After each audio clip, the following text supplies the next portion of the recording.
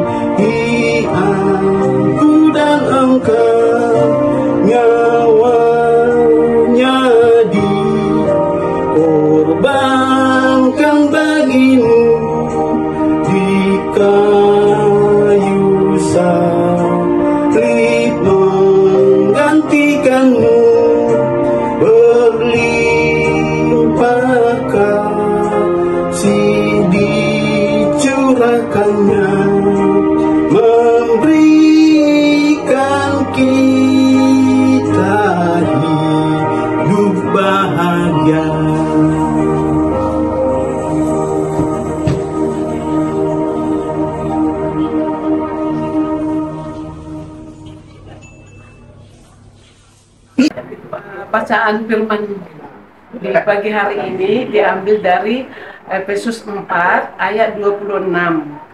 Berbunyi, apabila kamu menjadi marah, janganlah kamu berbuat dosa. Janganlah matahari terbenam sebelum padam amarahmu. Saudaraku yang terkasih di dalam nama Tuhan Yesus Kristus, tidak ada yang salah dengan marah. Tetapi kadar marah itulah yang perlu kita perhatikan.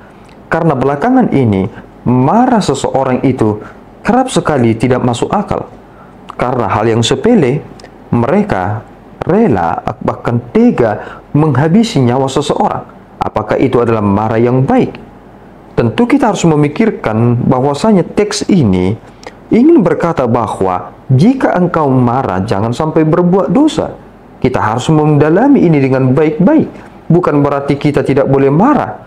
Yesus Kristus pernah marah karena ia melihat orang-orang menyalahgunakan bait suci. Dan dia berkata, engkau membuat rumah Bapakku sebagai sarang penyamun. Yesus marah.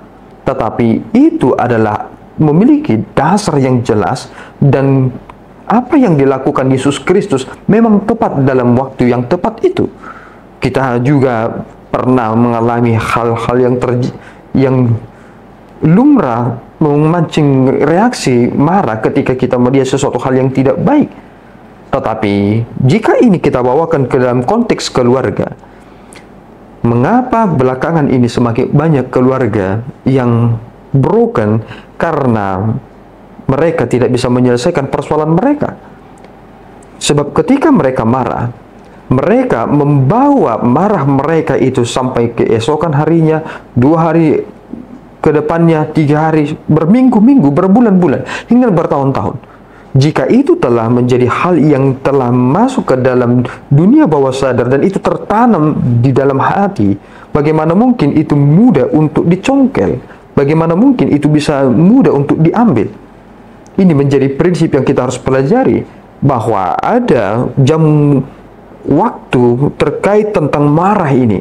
Dikatakan dalam teks kita pada hari ini, janganlah engkau marah dan apabila engkau menjadi marah, janganlah kamu berbuat dosa, janganlah matahari terbenam sebelum padam amarahmu. Bukan berarti ketika matahari belum padam, saudara berkata, matahari belum padam, jadi aku masih bisa marah. Bukan itu.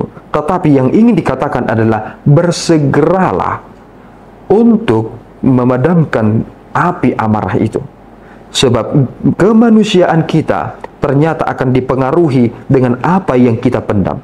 Jika itu sudah kita pendam, ketika itu muncul ke permukaan, kita menjadi orang yang sangat mengerikan. Apakah saudara bangga di kemudian hari saudara masuk berita karena saudara tidak bisa menguasai diri? Lebih baik saudara belajar mulai dari detik ini untuk menahan itu, supaya saudara terbiasa untuk menahan emosi, dan saudara terbiasa untuk tidak melakukan hal yang fatal. Ketika marah, saudara tidak berdosa. Ketika marah, saudara melakukan pada porsi yang benar, sehingga saudara ketika marah akan menjadi orang yang disegani, bukan menjadi orang yang dibenci. Kiranya Tuhan menolong kita untuk dapat hidup seturut dengan apa yang difirmankannya. Amin. Kita berdoa. Ya Tuhan, kami bersyukur atas berkat-Mu. Terima kasih Bapa, Engkau telah menolong kami, supaya kami mendapatkan petunjuk yang jelas dalam hidup ini, supaya kami tidak mendahului ketetapan yang Tuhan telah beri, karena kami tidak dapat mengatur emosi kami, supaya kami tidak menjadi rugi di masa depan, supaya kami tidak menjadi orang yang sangat menyesal.